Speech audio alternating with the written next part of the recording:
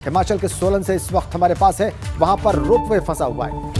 तकनीकी खराबी की वजह से यह रोपवे फंसा हुआ है। 7 सैलानियों का रेस्क्यू किया गया है, 4 अभी भी फंसे हुए हैं। बाकी सैलानियों को निकालने की कोशिशें जारी हैं। रस्सी के सहारे सैलानियों को निकाला जा रहा है। सोलन में कुल 11 लोग फंसे थे, 7 को निकाल लिया गया है, लेकिन 4 अभी भी फंसे हुए हैं। ये देखिए आप एक्सक्लूसिव तस्वीरें, कैसे रेस्क्यू किया जा रहा है। रोपवे जब फंस गया तो उसके बाद जो सैलानी उसमें फंसे थे उनको कैसे रेस्क्यू किया जा रहा है, उसकी एक्सक्लूसिव तस्वीरें इस वक्त हमने आपकी स्क्रीन पर रख दी हैं। एक बार आप फिर से देखिए, 7 सैलानियों को रेस्क्यू कर लिया गया है, लेकिन 4 अभी भी फंसे हुए हैं। सोलन हिमाचल प्रदेश की तस्वीरें एक्सक्लूसिव। तकनीकी खराबी की वजह से यह रोपवे फंसा और उसके बाद जो उसमें सैलानी फंसे हुए हैं उनको रेस्क्यू किया जा रहा है। 7 को कामयाबी पूर्वक निकाल लिया गया है, रेस्क्यू कर लिया गया है, लेकिन 4 अभी भी फंसे हुए हैं। कैसे रेस्क्यू किया गया ये देखिए आप, कितना जोखिम भरा काम। और अब 3 तस्वीरों के माध्यम से अब आपको दिखा रहे हैं ये सारा घटनाक्रम, कैसे रोपवे फंसा और फंसा हुआ है, ये आप देख सकते हैं एक तस्वीर में। कैसे रेस्क्यू ऑपरेशन चल रहा है, कैसे रेस्क्यू किया जा रहा है वो आप देखिए। और रोपवे में फंसे लोगों को भी हम आपको दिखा रहे हैं जो इस रोपवे में फंसे हुए हैं। 3 तस्वीरों के माध्यम से इस सारे प्रकरण को इस वक्त हमने आपकी स्क्रीन पर रख दिया है और ये तीनों ही तस्वीरें एक्सक्लूसिव हैं। रोपवे फंसने की, रेस्क्यू ऑपरेशन की और रोपवे में फंसे लोगों की 3 तस्वीरें सोलन हिमाचल प्रदेश की आपकी स्क्रीन पर। रेस्क्यू ऑपरेशन कैसे चलाया जा रहा है वो भी आप देख रहे हैं। यहाँ पर और मैं शुगर का और मेरे को किडनी की प्रॉब्लम है, हाथ में फिशुला बना हुआ है। ये बार बार एक ही बात कह रहे हैं कि हम रोपवे से इससे उतारेंगे, हम इसको रस्ते से उतारेंगे नीचे जंगल के अंदर। हम उतरने के लायक नहीं है और हम लोग बड़ी उम्र के लोग हैं, हम उससे नहीं उतर। घंटा हो गया सर, अभी कर रहे हैं। हालत खराब हो चुकी है अंदर से बहुत ज्यादा। देखा आपने, जो सैलानी अंदर फंसे हुए हैं उन्होंने क्या बात कही है, क्या तकलीफ जाहिर की है, वो भी हमने आपको दिखा दी। किसी को कोई बीमारी है, कोई किसी तकलीफ से ग्रस्त है और इसीलिए कई असमर्थता भी जता रहे हैं कि उन्हें रेस्क्यू किया जाए, रस्सी से नीचे उतारा जाए। 7 लोगों को वैसे रेस्क्यू कर लिया गया है, 4 अभी भी फंसे हुए हैं। कैसे रेस्क्यू ऑपरेशन चलाया जा रहा है वो भी आप देख लीजिए। ये देखिए आप, कितना रिस्क और इसमें कितनी एक्यूरेसी की ज़रूरत है, कितनी सावधानी की ज़रूरत है इस रेस्क्यू ऑपरेशन में, इसका भी आप अंदाज़ा लगा सकते हैं। ऊंचाई काफ़ी है, नीचे जो एक टीला सा है, छोटा सा उभार है, वहाँ पर देखिए रेस्क्यू करने और रेस्क्यू ऑपरेशन से जुड़े लोग खड़े हैं और कैसे इन्हें रस्सी के सहारे नीचे उतारा जा रहा है इस रोपवे से। लेकिन कुछ लोग अपनी असमर्थता जाहिर कर रहे हैं अपनी शारीरिक तकलीफ़ों की वजह से, अपनी बीमारियों की वजह से, और उनका ये कहना है कि उनके लिए नहीं संभव होगा कि वो ऐसे रेस्क्यू किए जाएं। 4 अभी भी फंसे हुए हैं, 7 को रेस्क्यू कर लिया गया है सफलतापूर्वक। 4 लेकिन अभी भी फंसे हुए हैं और रेस्क्यू ऑपरेशन जारी है। सोलन की तस्वीरें, ये सोलन की फुटेज इस वक्त आपकी स्क्रीन पर। ये देखिए आप, ऐसे ये रोपवे फंसा हुआ है तकनीकी खराबी की वजह से। काफ़ी ऊंचाई है सोलन में जहां पर ये रोपवे फंसा हुआ है और कुल 11 सैलानी थे जब ये रुका वहां पर, जब फंसा। 7 को रेस्क्यू कर लिया गया है, 4 अभी भी इसमें फंसे हुए हैं। 4 सैलानी अभी भी इस रोपवे के भीतर मौजूद हैं, उन्हें रेस्क्यू करने के प्रयास चल रहे हैं। 7 को उतार लिया गया है सफलतापूर्वक।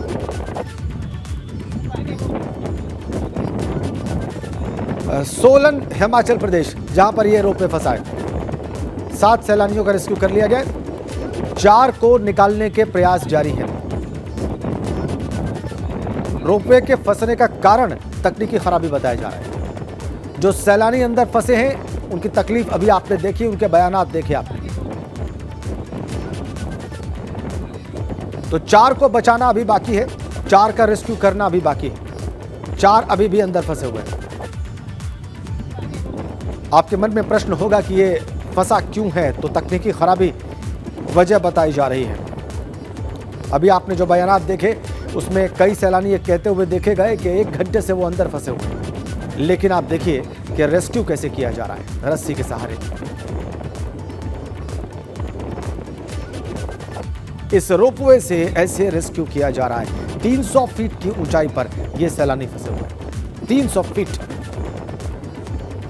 काफी ऊंचाई।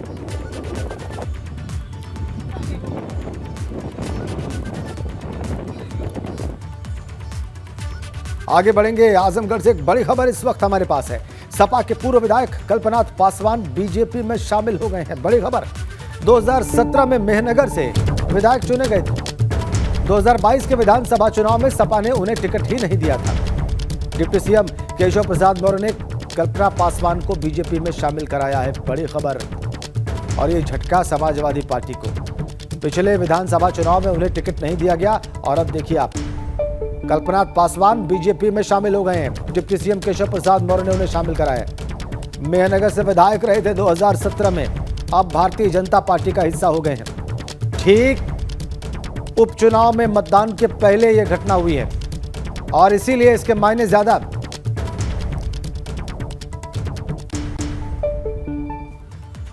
इधर रामपुर में कल आजम खान ने चुनावी जनसभा को संबोधित किया और इस दौरान उन्होंने कहा कि मैंने टोपी लगा रखी है, यही मेरा गुनाह है।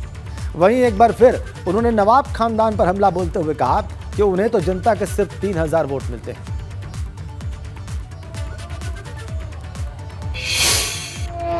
मैं आपसे भी कहता हूं, मेरा गुनाह यह है कि मैंने टोपी लगा रखी है। मेरा गुनाह यह है कि मेरी कौम की बच्चियां नकाब लगाती है। मेरा गुनाह यह है कि मीनारों से अल्लाह अकबर की आवाज आती है। मेरा गुनाह यह है कि मैं ला इलाहा इल्लल्लाह मोहम्मद रसूलुल्लाह कहता हूं, लेकिन मैं किसी के मजहब की तौहीन नहीं करता, किसी के धर्म की। मुझे मारने वालों, इन्हीं नवाबीन ने किले के मैदान में, ये जो जिन्हें 300 वोट मिले हैं, अल्लाह सलामत रखे।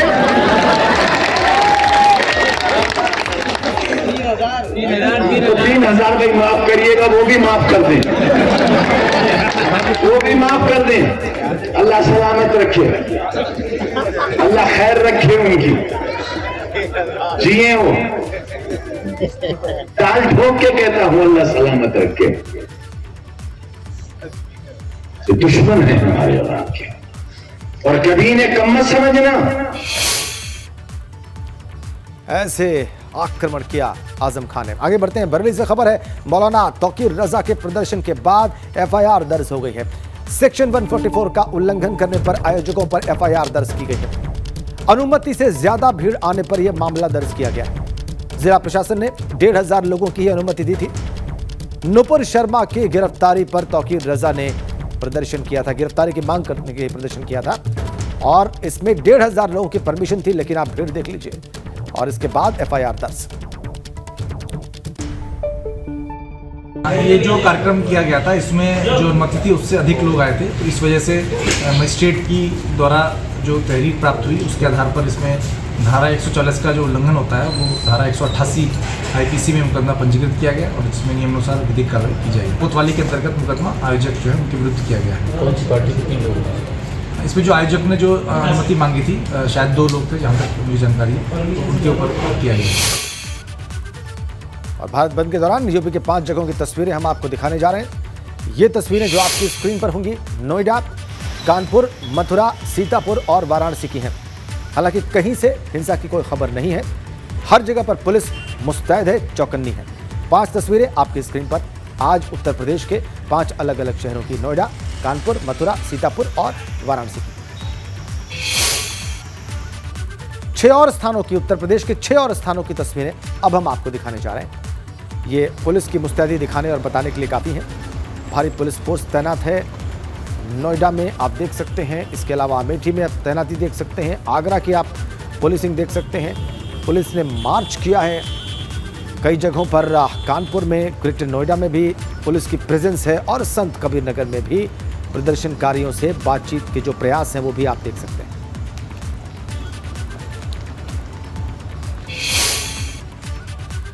तो अग्निपथ योजना के विरोध में बुलाए गए भारत बंद को लेकर पुलिस चौकसी बरत रही है। आगरा में भी पुलिस ने सुरक्षा कड़ी की हुई है। आगरा जोन के एडीजी राजीव कृष्ण का कहना है कि सोशल मीडिया पर फैलाई जा रही अफवाहों पर भी निगाह रखी जा रही है। अभी तक 150 लोगों की गिरफ्तारी हुई है और 248 कोचिंग संचालक चिन्हित कर लिए गए, जिन्होंने प्रत्यक्ष और अप्रत्यक्ष तौर पर हिंसा भड़काने का काम किया है।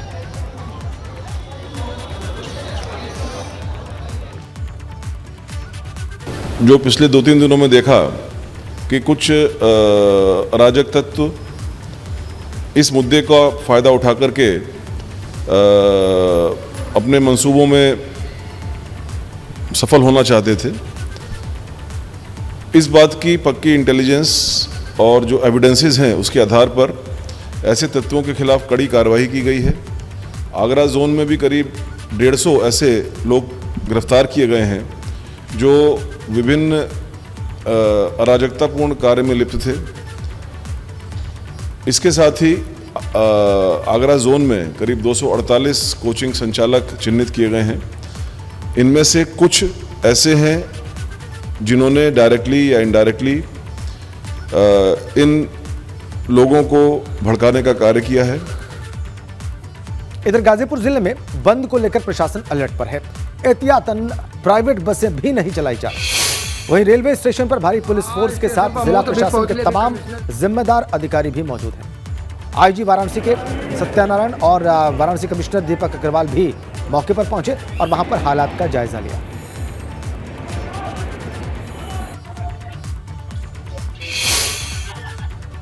तो अग्निपथ योजना के विरोध में आज वाराणसी में रोडवेज बस स्टैंड पर सन्नाटा है। वहीं रेलवे स्टेशन पर भी ऐसे ही हालात हैं क्योंकि 25 ट्रेनें रद्द हैं। आपको हमारे वाराणसी संवाददाता की रिपोर्ट दिखाते हैं।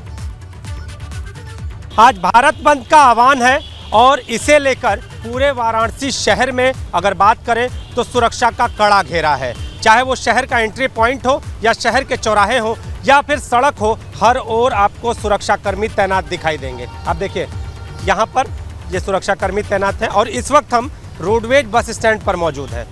यहाँ पर आज बस आपको दिखाई नहीं दे रही होगी, चारों तरफ आपको सन्नाटा दिखाई दे रहा है और जो आम यात्री जो बस यात्रा करने वाले हैं वो लोग हैं। कहाँ जाना है आप? जी सर, हमको आजमगढ़ जाना है। तो परेशानी हो रही है? जी हाँ, 1.5-2 घंटे से खड़े हैं, कोई बसें नहीं है। कैसे व्यक्ति आवे जाए तो कैसे जाए, बड़ी समस्याएं तो जटिल है यहाँ। जी अधिकारियों से भी बात की, कुछ ऐसा कोई नहीं सर, कोई कह रहे हैं कि सब भारत बंद का आह्वान है, इसलिए सुरक्षा दृष्टि से DRM ने बसों को हटा दिया है। कहाँ जाना है आपको? हमको जाना है मोहम्मदपुर। बस मिली? अभी तो आधे घंटे से यही खड़े हैं, अभी तो कोई सुविधा नहीं है। परेशानी है? बहुत परेशानी है। आप बताइए। गोपीगंज जाना है हमको। तो क्या स्थिति, कितने देर से खड़े हैं? आधे घंटे हो गया है, बहुत दिक्कत हो रहा है। आपसे जानेंगे, कहाँ जाना है? मिर्ज़ापुर सर जाना है। हाँ, कुछ काम से जाना, लेकिन बस कैंसिल है, बोले 5 बजे के बाद। पूरा सामान लेके निकले हुए हैं? जी सर, पहुंचाने जाना है, लेकिन बस नहीं? नहीं, बस नहीं है। 1 घंटे। कारण क्या बता रहे हैं? बता रहे बस कैंसिल है सब, तोड़फोड़ की वजह से। तो जो तोड़फोड़ है, क्या हल है? क्या विरोध का ये इसका शांति से कोई हल नहीं है। ये जो भी है गलत है। सरकारी सरकारी संपत्ति नष्ट कर रहे हैं, उसके बावजूद भी सरकार जो उनको ऑफर दे रही है वो मानने में, ये गलत बात है ना। ठीक है, आप प्रशासन कीजिए, सरकार मना नहीं की है, लेकिन आप किसी चीज़ को तोड़ना तो हम जैसे लोगों के लिए परेशानी है ना। यात्रियों को परेशानी हो रही है और ये अपनी व्यथा ABP गंगा से बता रहे हैं और इसके साथ ही ये बात भी कह रहे हैं कि विरोध का विभत्स स्वरूप यानी तोड़फोड़ वाला स्वरूप जायज नहीं है। कैमरामैन विशेष के साथ नीतीश कुमार पांडे, ABP गंगा, वाराणसी। तो अग्निपथ योजना पर युवाओं के आक्रोश को लेकर कारागार मंत्री धर्मवीर प्रजापति का बयान भी सामने आया है। उन्होंने कहा है कि युवा कुछ समय बाद योजना को समझेंगे और उसके बाद वो योजना का स्वागत करेंगे। विपक्ष का अपना करने का काम है, विपक्ष करेगा। हमारा जो करने का काम है हम करेंगे। केंद्र में विपक्ष अभी मोदी जी के विचारों को समझ नहीं पाया है। मोदी जी हमारे दूरदर्शी हैं। कई साल बाद उनके समझ में आएगी कि ये जो कदम उठाते हैं, कोई भी नीति बनाते हैं, उसका परिणाम जब सामने आता है तब समझ में आती है। विपक्ष का काम है अपने करने का। हमारे नौजवानों को जब गंभीरता से समझेंगे, समझ में आ जाएगा तो फिर इसका स्वागत करें। आगरा में एक बार के बाउंसरों की गुंडागर्दी दिखाई दी। फतेहाबाद रोड पर स्थित एक बार के बाउंसरों ने एक फौजी के साथ बुरी तरीके से मारपीट की है। जवान को सड़क पर गिराकर पीटा गया है। पिटाई का ये वीडियो वायरल हो रहा है। इसमें बार के बाउंसर देखिए किस तरह से एक जवान को पीट रहे हैं। हालांकि एसएसपी का कहना है कि फौजी ने ही पहले किसी महिला से छेड़छाड़ की थी।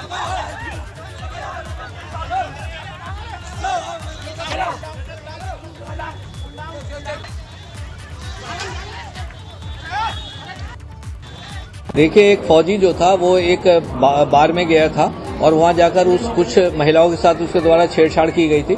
तो महिलाओं के जो परिजन हैं और अन्य लोगों ने उसके साथ धक्का मुक्की की थी। वो उसके बाद फौजी वहां से निकल गया था और उसने ना तो कोई एप्लीकेशन दी है और ना ही किसी हॉस्पिटल में उसने डॉक्टरी कराई है। फौजी की गलती थी। इस संबंध में जो मिलिट्री इंटेलिजेंस वाले हैं उन्हें अवगत करा दिया गया है और वो इसकी खुद जांच कर रहे हैं। इधर कानपुर में सरेआम फायरिंग का एक वीडियो सामने आया है। एक शख्स बंदूक से खुलेआम गोली चलाता नजर आ रहा है। बताया जा रहा है कि फायरिंग करने वाले शख्स को उसके बेटे के साथ किसी बात पर उसका विवाद हो गया और इसी विवाद में उसने फायरिंग करनी शुरू कर दी। यह वीडियो श्यामनगर इलाके का बताया जा रहा है। पुलिस ने बहुत मशक्कत के बाद किसी तरह से गोलीबाज व्यक्ति को सरेंडर करा दिया।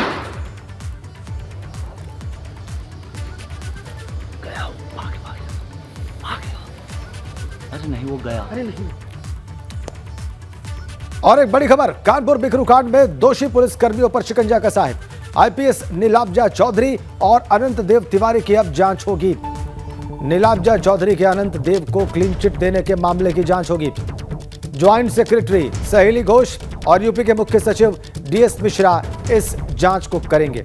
बड़ी खबर बिकरू कांड से जुड़ी हुई। नीलाब्जा चौधरी के अनंत देव तिवारी को क्लीन चिट देने की जांच होगी। ज्वाइंट सेक्रेटरी सहेली घोष और मुख्य सचिव डीएस मिश्रा जांच करेंगे। आईपीएस नीलाब्जा और अनंत देव की जांच होगी। अनंत देव तिवारी को क्लीन चिट देने वाली आईपीएस नीलाब्जा चौधरी की जांच होगी। बिकरू कांड में कानपुर पुलिस की भूमिका काफी ज्यादा संदिग्ध पाई गई थी और तमाम पुलिसकर्मी इस बाबत दोषी भी पाए गए कि उन्होंने विकास दुबे को इतना बड़ा अपराधी बनने में पल पल मदद की। शिकायतकर्ता एडवोकेट सौरभ भदौरिया हमारे साथ हैं क्योंकि एक और शिकायत करने पर एक जांच और ज़्यादा सेटअप कर दी गई है। सौरभ, आपने क्या शिकायत की थी? मैंने अनंत देव तिवारी जी जो कि बिकरू कांड की एसआईटी जांच में बृहद दंड के दोषी पाए गए थे, उनकी नीलाब्जा चौधरी जी द्वारा शासन जाँच करा रहा था। नीलाब्जा जी चौधरी द्वारा ये दे दिया गया है कि अनंत देव जयकांत वाजपेयी से किसी तरह के संबंध नहीं थे, जबकि एसआईटी ने माना। कई बार फ़ोन पे बात हुई, लगातार ये मिलने गया, इनकी लोकेशन वहाँ पे पाई गई। अनंत देव तिवारी खुले तौर पे संरक्षण कर रहे थे। जयकांत वाजपेयी के कहने पे वो थाने चौकियों में नियुक्ति करते थे। पूरे साक्ष्य थे, पूरे सबूत थे। कानपुर में कई हिस्ट्री सीटर अपराधी जुआ कराते थे, उनका अनंत देव तिवारी जी से सीधा संपर्क था, पूरा लेन देन होता था। ऐसे अधिकारी थे जिसकी जांच में लीपा पोती करके इनको क्लीन चिट देने का काम किया गया था। मैंने पीएमओ में जिसकी शिकायत की थी, एक जांच गृह मंत्रालय भारत सरकार श्री सहेली घोष जी को जांच दी गई, दूसरी माननीय मुख्य सचिव श्री दुर्गा शंकर मिश्रा जी को दी गई है कि नीलाब्जा चौधरी जिन्होंने जांच की उनकी जांच की जाए एवं अनंत देव तिवारी की पूरी तरह से जाँच की जाए, ये बताया गया है। कौन लोग हैं जो बचाने की कोशिश कर रहे हैं? आप कह रहे हैं कि एसआईटी ने भी दोषी पाया, उसके बावजूद बचाने की कोशिश की जा रही है। देखिए, मुख्यमंत्री जी और एसीएस होम जी वो चाहते हैं कि बिकरू कांड के आरोपी जिनके विकास दुबे और जयकांत वाजपेयी से संबंध रहे, इनको संरक्षण देने, सबको कड़ी से कड़ी सजा मिले। परंतु स्थानीय पुलिस के कुछ लोग मिले हुए वही सारी लीपापोती कर रहे हैं। स्थानीय पुलिस लखनऊ की भी हो गई, कानपुर की भी हो गई, ये लोग कोई कार्रवाई नहीं कर रहे। कई बृहद दंड के दोषी पुलिसकर्मियों पे अभी तक कोई कार्रवाई नहीं की है। लगातार मैं शिकायत कर रहा हूँ कि जयकांत वाजपेयी का गिरोह रजिस्टर्ड किया जाए, आज तक रजिस्टर्ड नहीं किया गया। एसीपी क्षेत्राधिकारी नजीराबाद, क्षेत्राधिकारी सीसामऊ द्वारा एसआईटी जांच के बावजूद जयकांत वाजपेयी के शस्त्र लाइसेंस और पासपोर्ट लाइसेंस से गंभीर धाराएं हटा दी गई, उसको बचाने का कार्य किया जा रहा है। कानपुर से कैमरामैन पंकज निगम के साथ रतीश त्रिवेदी, एबीपी गंगा। इधर उत्तर प्रदेश में अवैध अतिक्रमण जो है, निर्माण जो है, उस पर बुलडोजर का एक्शन जारी है। इसी कड़ी में फर्रुखाबाद में एक बहुमंजिला इमारत को गिरा दिया गया। प्रशासन का कहना है कि 5 मंजिला इमारत सरकारी नाले के ऊपर बनाई गई थी। उधर श्रावस्ती में भी अतिक्रमण के खिलाफ कार्रवाई हुई है। सरकारी जमीन पर किए गए कब्जे को जेसीबी की मदद से हटा दिया गया।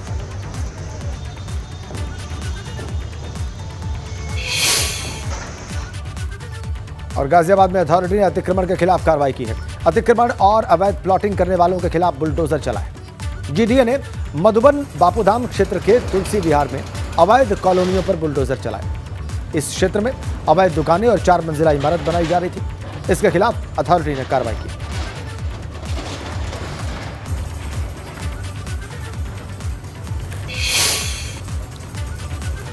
इधर मथुरा में खुद को आईएएस अफसर बताकर ठगी की कोशिश कर रहे व्यक्ति को पुलिस ने गिरफ्तार कर लिया है। बताया जा रहा है कि यह शख्स एक डॉक्टर से 5 लाख रुपए की फिरौती मांग रहा था। शिकायत के बाद पुलिस ने इसे गिरफ्तार कर लिया है। पकड़ा गया युवक लखनऊ के मलिहाबाद का रहने वाला है।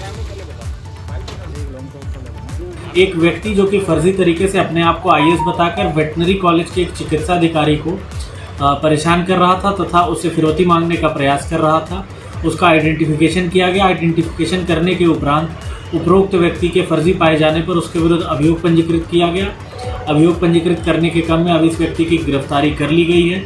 इसके विरुद्ध अग्रिम विधिक कार्रवाई की जा रही है। कहावत है, आपने सुनी होगी, एक तो चोरी ऊपर से सीना जोरी। और ऐसा ही कुछ हुआ है बदायूं में। उधार के पैसे मांगने पर एक शख्स की बुरी तरह से पिटाई की गई। बताया जा रहा है कि एक दिव्यांग व्यक्ति ने गांव के ही युवक को कुछ पैसे उधार दिए। जब उधार के पैसे मांगे गए तो दिव्यांग की बुरी तरह से पिटाई की गई। ये देखिए आप कैसे। बदायूं की तस्वीरें, बदायूं की फुटेज। जिस व्यक्ति ने उधार दिया था, जब उसने अपना ही पैसा वापस मांगा तो दबंगों ने उसे कैसे बुरी तरीके से पीटा। इधर दिल्ली आगरा नेशनल हाईवे पर एक एम्बुलेंस में आग लग गई। हादसे के समय एम्बुलेंस में उसके ड्राइवर के अलावा 2 और लोग मौजूद थे। गनीमत रही कि मौके पर मौजूद जवान ने किसी तरह से एम्बुलेंस का दरवाजा खोला और उसमें मौजूद लोगों को बाहर निकाला और इसी बात से उसकी जान बच गई। बताया जा रहा है कि इंजन में शॉर्ट सर्किट की वजह से यह आग लगी।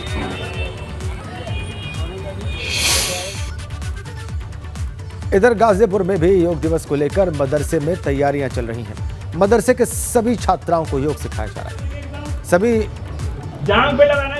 क्षमा करें, सभी छात्रों को योग सिखाया जा रहा है और सभी छात्रों को योग सुबह 6 बजे से 7 बजे तक कराया जाएगा। काले से 2 डॉक्टरान हजरात तशरीफ ले आए और इन्होंने बच्चों के सामने योग किया और बच्चों को कराया। बहुत अच्छा लगा। दवा से ज़्यादा बेहतर तरीका हमें यही समझ में आया कि योग किया जाए। इसमें कोई नुकसान भी नहीं है और बहुत फ़ायदा है। और आज जो योग की शुरुआत हुई है, कुरान करीम की मुक़द्दस आयत करीमा की तिलावत से हुई और उसके बाद फिर डॉक्टर साहब ने अपनी भरपूर ज़हानत का इजहार करते हुए बच्चों को तालीम दी। इधर गाजियाबाद में विश्व योग दिवस को लेकर तैयारियां की जा रही हैं। कोरोना महामारी के चलते पिछले 2 सालों से योग दिवस समारोह का बड़े स्तर पर आयोजन नहीं हो पा रहा था, मगर इस बार बड़े स्तर पर योग दिवस का आयोजन किया जा रहा है। कल आप देखेंगे कि कोई गली मोहल्ला ऐसा नहीं होगा कि जहां योग की क्लासेस ना चलेंगी और लोग स्वतः ही प्रेरणा से लोग आगे आ रहे हैं। जीवन की एक अच्छी शैली है और जिसे भारत के अंदर जिसका जन्म हुआ और ये अंतर्राष्ट्रीय स्तर पर इसको मान्यता प्राप्त हुई है। कुछ लोग इसे हिंदू मुसलमान के नज़रिए से, धर्म के नज़रिए से देखते हैं, तो मैं उन सभी से ये कहूँगा कि ये योग जो है ना हिंदू है ना मुसलमान है ना कोई और धर्म है। ये एक विद्या है जिसे हजारों लाखों साल से हमारे ऋषि मुनियों ने अपनाया है और ये भारत की मिट्टी के साथ जुड़ी हुई एक परंपरा है और एक अच्छी चीज़ है, तो इसको सभी को अपनाना चाहिए।